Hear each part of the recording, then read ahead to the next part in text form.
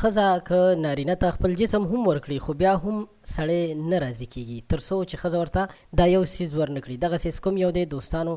ډیر خلک دا فکر کوي چې د نارینهو د ټولو نه زیاته غوښتنه دا وي چې ښځه دې ورته خپل جسم ورکړي، خو حقیقت د دې نه ډیر زیات بدل دی. په دې هر څه مو پوهوم دوستانو، تاسو به د یو ډیر نوي راز نه خبر شئ، نو ضرور موږ سره د ویډیو تر اخره پاتې شئ. دوستانو هغه څه دي چې د نارینه زړه ته ډیر زیات سکون ورکوي او ډیر زیات نارینه ورته ضرورت لري. که یو ښځه ډیره زیاته ښایسته هم وي خو چې هر وخت په کور کې لانجې وي، خاوند ته پیغورونه کوي، منفي چلند ورسره کوي، نو د نارینه یعنی د سړي ورو ورو د هغه ښځې نه زړه تورېږي او هغه بیا داسې فکر کوي چې کور د هغه دپاره یو ډیر لوی زندان یا جیل دی. هغه بیا په خبرو کې نرمي هم نشي راوستلی او په زړه کې اخلاص هم نشي پیدا کولی، ځکه چې سړی چې کوم وي هغه بهر د ډیرو پریشرز او د ډیرو کوم ستونزې چې وي د کور هغې سره مخامخ وي.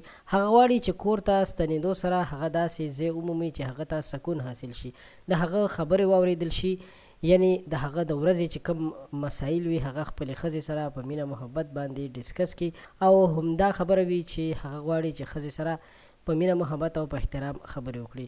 نو هوښیاره ښځه په دې باندې پوهیږي، هغه د خپل خاوند ستاینه هم کوي، خپل خاوند باندې باور هم کوي او د خپل خاوند عزت هم کوي او د سختو په وخت کې خپل خاوند سره ولاړه هم وي. چې کله یو نارینه یو سړی دا هر څه احساس کوي نو د هغه خپلې ښځې سره مینه ډېره زیاتیږي. په یاد ولرئ چې هغه څیز صرف او صرف سکون دی.